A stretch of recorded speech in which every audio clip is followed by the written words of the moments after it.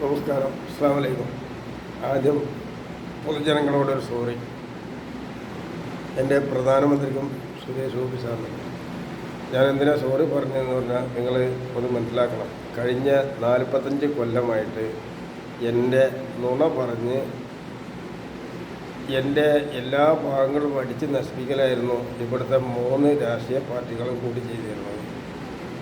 3 രാഷ്ട്രീയ പാർട്ടികളും കൂടിയിട്ട് ഒരാളെയും ജീവിക്കാൻ സമ്മതിക്കില്ല, ജോലി ചെയ്യാൻ സമ്മതിക്കില്ല, ഒന്നും ചെയ്യാൻ സമ്മതിക്കില്ല. ഇന്ന് നിങ്ങൾക്കറിയാമോ, ഞാൻ വിചാരിച്ചാൽ 20 കോടി മലയാളികൾക്ക് ശരിക്ക് ഒരു ദിവസത്തെ ജോലി 2000 രൂപ വാങ്ങിക്കാവുന്ന ജോലി 20 കോടി ആളുകൾക്ക് ജോലി ചെയ്യാൻ പറ്റും. പക്ഷെ ഞാനങ്ങനെ വിചാരിക്കാൻ തയ്യാറില്ല. അതിന് കാരണം നമ്മുടെ നാട്ടിലെ മുസ്ലിം പണ്ഡിതന്മാരെ ഒന്നും വിശ്വസിക്കാൻ കഴിയില്ല. നുണ പറയും, ഏത് തരത്തിലുള്ള നുണയും പറയും. അതാണ് ഏറ്റവും വലിയ അത്ഭുതം. എല്ലാവരും അല്ല കേട്ടോ, എല്ലാവരും അല്ല. കാരണം സമൂഹത്തിൻ്റെ ഉന്നതിയിൽ വരുന്നവരൊക്കെ കള്ളന്മാരാണല്ലോ. ആ കാര്യം ഞാൻ പറഞ്ഞത് 99% കേടാണ്. അതാണ് ഏറ്റവും വലിയ അനുഭവം. ഞാൻ പറഞ്ഞത് എൻ്റെ സ്വന്തം അനുഭവമാണ്. നിങ്ങൾക്ക് എന്തെങ്കിലും തരത്തിൽ സംശയം വരിക ഞാൻ എൻ്റെ വീടൊന്ന് കയറി നോക്കിക്കോളും. അതുപോലെ എൻ്റെ ആ പരസ്യം വെച്ചിട്ടുള്ള ഞാൻ പൊതുജനങ്ങൾക്ക് വെച്ച പരസ്യമോടൊന്ന് പോയി നോക്കിക്കോളൂ. ഞാൻ എന്താ ചെയ്ത് എന്ന് നിങ്ങൾ പല ആളുകളോടൊന്ന് ചോദിച്ചു നോക്കിക്കോളൂ. അപ്പോൾ അത് ഈ 2 വർഷം വന്നാൽ അത് ശരിയാവും.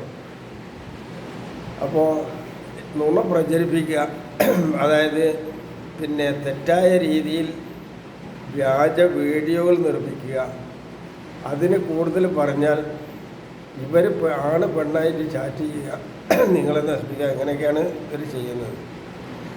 അത് നല്ല ഓർക്കുക. നിങ്ങളും ഇങ്ങനെ അപകടത്തിൽ പെടാം. ഇവിടെ വന്നുള്ള എല്ലാ കേസുകളുടെയും ഉറവിടം ഇത്തരത്തിലാണ്. നുണ പ്രചരിപ്പിച്ചാൽ നിങ്ങൾ കൊടുക്കും. ഇപ്പോൾ സൈബർ സെല്ലിന് ഇക്കാര്യത്തിന് തീരുമാനമായിട്ട് ഒരു തർക്കം തീരുമാനമെടുക്കും എന്ന് തന്നെയാണ്.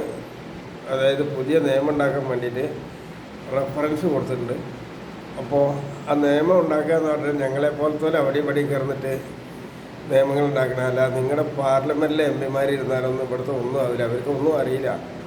അവർക്ക് കക്കുക, മുക്കുക, നക്കുക, പൊക്കുക എന്നല്ലാണ്ട് മറ്റുള്ള കാര്യങ്ങളൊന്നും അവർക്ക് അറിയില്ല. അതായത് എങ്ങനെ നിങ്ങളെ നുണ പറയും. ഇപ്പോൾ നമ്മുടെ ശശി തരൂർ ഒരുപാട് കാലയിൽ MP ആയിട്ട് പോയിട്ട് അദ്ദേഹത്തിൻ്റെ മണ്ഡലത്തിൽ എവിടെയെങ്കിലും പിന്നെ ഒരു 10,000 കോടി ആളുകൾക്ക് ജോലി ചെയ്യുന്ന എന്തെങ്കിലും സ്ഥാപനങ്ങൾ കൊടുത്തിട്ടുണ്ടോ നോക്കി.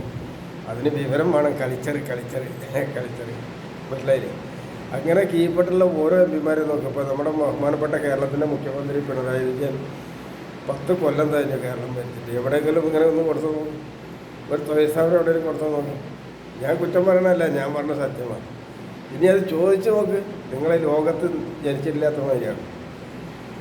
അതുപോലെ പിന്നെ പോലീസുകാരോടൊന്ന് ചോദിച്ചു നോക്ക്, ഇന്ന് കുറ്റം ചെയ്ത ഫയൽ എവിടെ? നിങ്ങൾ ഇബ്ലീസ് തോണ്ടി തേച്ച പോലെ പോരാ. കുറ്റം ചെയ്ത ഫയൽ എവിടെ? മനസ്സിലായില്ലേ? എന്താണ് ഇങ്ങനെ വരാണ്ടായിരുന്ന കാരണം എന്ന് ഒരാളും ചോദിക്കില്ല. പക്ഷെ അത് ചോദിക്കണം, അല്ലാണ്ട് പറ്റില്ല. അപ്പം ഞാൻ ഇന്ന് പറഞ്ഞു വരുന്നത്, ഇന്ന് 19 ഏപ്രിൽ 2026. ഈ 2026 ഇന്ന് നിങ്ങളോട് പറയുന്നത്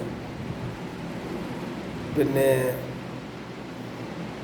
ആശുപത്രികളൊക്കെ മുഴുവൻ ആശുപത്രികളും തട്ടിപ്പാണ്. നിങ്ങൾ ഏത് ഡോക്ടർമാരെ അടുത്ത് പോയാലും അത് മുഴുവൻ തട്ടിപ്പാണ്. മനസ്സിലായോ?